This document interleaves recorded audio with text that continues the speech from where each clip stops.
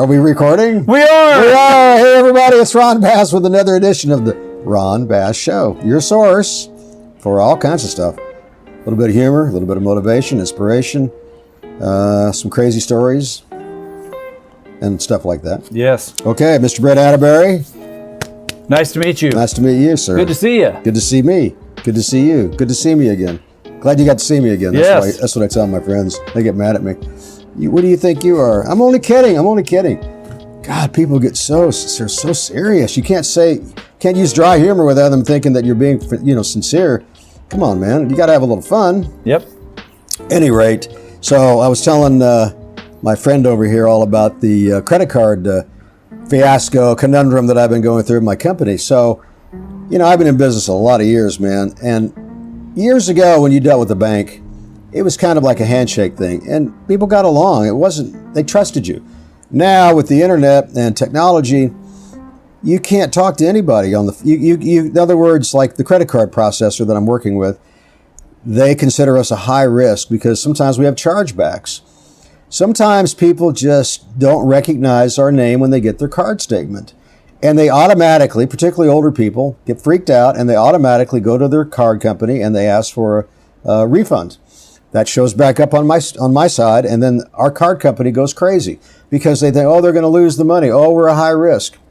So what do? They start taking 25%, 50% to hold the money in reserve so they don't take any risk. That's bad enough. And I was telling Brent, now they decided that they'll process the cards from my customers, but they won't release the money to me until I can prove to them, this is crazy, that I own my business. And I mean, when I got this form, you wouldn't believe all the hoops I got to go through to prove. It's almost like you got to send them a birth certificate. It's so ridiculous and so bizarre that I've just decided, I told Brent, I'm just not going to take credit cards anymore. Everybody can take a Cash App, get a Cash App application. Anybody can do Venmo. Anybody can write a check, go to the ATM and get cash somehow, way, shape, form, or another. It's just not worth it, man. To tie up your money and to put a gun to your head every time you turn around, you're doing business. Now you feel like, oh, are they going to run the car? Are they going to process? Are they going to send me them? It's not worth it. I told Brent, it's just, I'd rather have some people owe me money. At least I can talk to somebody, maybe go see them, try to get a payment. But when you're dealing with these kinds of people, that's the problem with technology today. It's so impersonal. This is the point I'm trying to make, guys. It's not so much about woe is me. I don't mean it to sound like that. Although I do feel like I'm in kind of a preachy mood today for some reason. I'm driving to soapbox. Yeah. I'm driving to the gym and I'm seeing all this road construction. We've talked about this before too. It's like there's a war going on between the governments and all of their infrastructure departments and the public. And every time you turn around, oh, this street's blocked up. Oh, this street you can't get through. Oh, this street's going to have temporary closure because we're doing construction. And it's not just that. It lasts for like a month or two or three or four. They can't get anything done. And they'll leave stuff just like hanging, like big holes in the streets. They'll leave signs up forever and ever and ever. They just can't seem to get it done. So that reminded me of President Trump coming into office here in the United States. By the way, hello, Bangladesh. Hello, Ukraine. Hello, Russia. Appreciate you guys coming in, sending comments in, asking people to join and become subscribers. Thank you so much. And there's one subscriber that sent me a message today. We're going to talk about that here in a little bit. But Trump, he got into office saying, man, everything is so inefficient. Man, can I relate to that? Like every time you turn around in government, you'll see inefficiency. It's like 3 or 4 guys over a hole in the street when it takes one guy with a backhoe and one guy to make sure he doesn't do something stupid. And there's like 5 guys and they're all standing around smoking cigarettes, looking at each other. And we wonder why we have to pay taxes. Taxes. Every time you turn around, it's a tax. Oh, they'll call it like a city license, but it's a tax. Tax on gasoline, tax on the food, city tax, county tax, school tax. I mean, it's just on and on and on and on and on and on and on. It's very taxing. Very taxing. It's very taxing. So, look, guys, you can't get around this stuff. Not to use a pun like the hole in the street, get around it, get it? But you have to face things head on. You know what you need to do? What? You need to invent a drone that you can get in and fly yourself. Oh. And you just avoid all that traffic and all those Interesting, signs. You just interesting. fly wherever you want to go. Good point. Yeah. So I'm getting around to another point I'm trying to make. Patience. You have to have patience. I would never be a good doctor because I don't have any patience. That's a really old joke. Boom, boom. Yeah. But I'm in the bank today, and I'm trying to make a deposit, and there's this lady in front of me, and she's taking forever. And I could tell she had, I don't know what was going on, maybe a business where they had to count the money, whatever. And I thought to myself, now people are going to get really angry because it's a long line. And I said to myself, come on, man, be patient. It's not a big deal. It's not like, you're rushing to the hospital to be saved or something. So just hang in there a minute. And I had to remind myself of that, which brings me to another point. Now, by the way, she apologized as she left the line. She said, oh, I'm so sorry. I said, hey, it's not a big deal. Any rate, so it reminded me of another point I wanted to make. If I can remember what the point was. You got lots of points. I got a lot of points today. Yeah. Patience, guys. You have to do a lot of self-talk. That's the point I'm trying to make. You have to, when you get frustrated, which is easy to do, right? You got problems with your health and your family and your money and your girlfriend and your boyfriend, your husband, your wife, your this and that, your kids. One of my students last night was saying that she just wanted to kill her kids, shake them up. They're just driving her crazy. Not literally kill them, but you have to have some self-talk. Calm down. Relax. It's okay. Your benefits that you're experiencing right now way outnumber your problems. Okay? So don't freak out about things. It's okay. I thought maybe we were going to have a visitor, but apparently he just walked right on by. Awesome. Wasn't there a song? I'm sure. Walk right. No, it was, Walk remember? this way. Walk this way. Walk on by. Walk on. No, who was the artist? Leslie Gore. Oh, okay. Walk on by. I can't sing. You don't remember that song? I think so. Kind of, sort of. Music's the medicine, guys. If you ever get depressed, you don't feel up to speed. I wonder where that came from, up to speed. It's an old saying. I guess you're going slow. You need to go faster to get up to the speed you should be going. Get up to par. Remember, we talked about it the other day. You got to have 3 things you think about every day. Are you at par? Are you surviving? Or are you moving forward? Are you advancing? I love that. I came up with that a long time ago. Yeah. People probably thought I copied somebody, but no, that was an original thing. Good. Yeah. So back to what we're talking about. I get off track a little bit, guys. Where did that come from? Get off track. Trains crashing. So it is. I think it's music track, like tracks. Okay. No? I think it's trains crashing. Trains crashing? Where's the train today? Well, I think he came earlier. He did. I heard him this morning a couple of times. And it was really loud, too. Yes.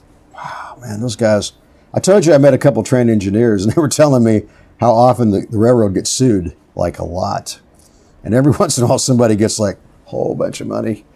And it's probably not even the fault of the train, to be honest, but I guess this is the way it is, huh? So, self-talk, guys. Calm yourself down. Remind yourself, for all you're going through right now, it could be worse. A lot worse. I was talking to somebody the other night about, a friend of mine came by my martial arts school. She had worked for me over 20 years ago. And bless her heart, I knew she had an alcohol problem when she was really young. At the office, I could smell it, I could kind of tell. But she was very smart, very highly intelligent, probably genius. Wound up getting married to a publisher. They had a newspaper that they put together. For a lot of years, finally they closed it down. She got divorced. And every once in a while, she'd pop up. I'd see her at a convenience store playing like these, gambling on these machines. And I could tell she was probably drinking still, and Mm-hmm. So anyway, she came by the other night. Great gal, smart as can be, and I could tell, she was troubled. And we talked, and she admitted that she's got a drug addiction, and she said she hadn't been sober since she was 10 years old. Wow. So we were talking, and I said, "Look, man, you're 45 years old now, and here's the deal: only 1 out of 10 people that have addictions are going to get off the addiction. That's a really sad number." Think about that. Only 10% of people that have addiction are able to kick the addiction. Let's say it's 20%. It's still a horrible number. It's not good. So I said to her, "Look, you probably got about 10 years to live based on all the studies that I've conducted and everything that I've read. But it's even worse than dying. You're going to suffer those last 4 or 5 years every day, physically, emotionally, mentally. And that's 10 times worse than just dying because you're suffering physically. Pain is painful. And she looked at me and, we kind of hugged and we talked. And I said to myself, I have to be real with her because all of her friends and her family is probably just telling her what she wants to hear. You can't do that. You got to be honest with your friends. I have to be honest with you. Okay, maybe I'm a little overbearing from time to time. I get it, but dang it, I would rather be overbearing as underbearing. I would rather be, strike the chord. Where did that come from? Strike the chord. What does that mean? I don't know. I keep coming up with these sayings. I don't even know where I got them from. Somewhere along the way. Any rate, you get where I'm coming from. Get where I'm coming from? Wonder where that came from. Where you came from? Where I came from. You know what? It's really bad, guys, when you start having to amuse yourself. It's not good when you start talking to yourself. And I notice lately I'm talking to myself more and more when I'm alone. And I'm answering myself too. I don't know. But I enjoy my quiet time because that's probably the time I get the most accomplished in my company and my personal life. I make a lot of notes. I'm always interested in where I'm at in life, where I'm going. So last night I had a real interesting experience. One of my coaches, we were talking and he said, we're talking about age. And he said, I'm 35 years old. He said, my life's half over. And I said, well, that's interesting. I'm 71, so that means I'm already dead. And he looked at me and he said, yeah, man, he said, you're redlining right now. And I thought a lot about that last night. I thought, you know what? It's really weird when you don't feel old, but you are old because your mind goes somewhere completely different. But at the same time, sometimes you have to rein it in a little bit and be somewhat realistic about what's going on. Like in my martial arts career, I'm grappling with guys 50 years younger than me. And yeah, I can hold my own and I can do pretty good, but the reality is you can't move like a 20-year-old when you're 70. But in my mind, I feel like I can do that. And because I work out every day and I've been doing it so long, I can usually do a pretty good job, but it's not going to get easier. It's probably going to get a lot harder over the next few years if I live that long. So I'm not saying all this to be the Debbie Downer. I'm just saying sometimes you have to look at yourself in the mirror and be somewhat realistic about where you're at in life and do everything you can to improve your life. So in my case, the only way I can combat aging is to work out every day and to have a good attitude and to be around really good people, like Brent, as an example. Why, thanks, Ron. You're welcome, sir. And by the way, when somebody gives you a compliment, what should you say? Stop it. Now, come on. What should you say when somebody compliments you? Compliment back. No, thank you. That's it. Yep. Brett's got it figured out, man. You just simply say thank you. That's it. You don't have to say anything else because if you start saying, oh, that's not really true or I'm not really that good. No, that shows you people that you don't have the confidence in yourself. Just thank you and then turn it back on them. Hey, how are you doing, man? What's going on in your life? Talk about them. Don't talk about yourself. Unless you're in maybe an interview or something. That would be different. Mm-hmm. Okay. I've rambled on enough now. What say you, sir? Boy, you put me on the spot. Where does that come from? Put me on the spot. I don't know. But probably something like on a stage, maybe. Yeah. Like with a spotlight. Yeah. Spot. Oh, that's it, huh? Yeah. It's crazy how many sayings there are. It just goes on and on and on. It is. Yeah. So, any breaking news? Oh, I will. I was looking for a crazy, funny, story in the news, and I ran across this one. I just had to share it with you. Okay, cool. It's just crazy. It's in the New York Post under a weird but true. Weird but true. The headline reads, this lady says she spent $17,000 on having 6 ribs removed for a smaller waist. Wow. And now she's going to make them into a crown that she can wear. But I just thought, but most importantly, she had 6 of her ribs removed so she could have a skinny waist. Wow. You talk about going to the gym. You're talking about going to the gym to become healthy. Yes. Healthier. She is altering her body to let people think she might be prettier That's or sad. more attractive, and that is the wrong thing I to agree, do. sir. So I just had to share that with you. It's just crazy. It's a shortcut, to get what you want, but the reality is, you have to earn it, and that's not earning anything. Look, I can understand some surgeries like facelifts, nose. I had a nose job done many years ago because I'm Jewish and my nose was really big, and I wanted to make it look prettier, and I did that, and I was happy. I had a chin implant because my chin used to be really weird. You see the little scar there? They put a little plastic thing, whatever it was. So there's some things you can do to make yourself look more attractive, but they're somewhat subtle. But something like that, how about people that have their legs cut and they add 3 inches to them, and it takes like a year or two to recover from that, so they can be 3 inches taller. Yeah. How about just wearing a pair of shoes that have like high heels? Yeah. I mean, come on, guys. Just saying. Also, today is National Answer Your Cat's Questions Day. Oh my God. I have a cat story about it, but go ahead. I didn't know cats could talk, but I knew you'd like this. Today is also National Celebration of Life Day. I like it. So Perfect. It's a beautiful thing, man. You have to celebrate. You have to celebrate every day that you're healthy and fit and ambitious and focused. And look, more than even on top of what I just said, it's important that you share your success with people in an example setting way.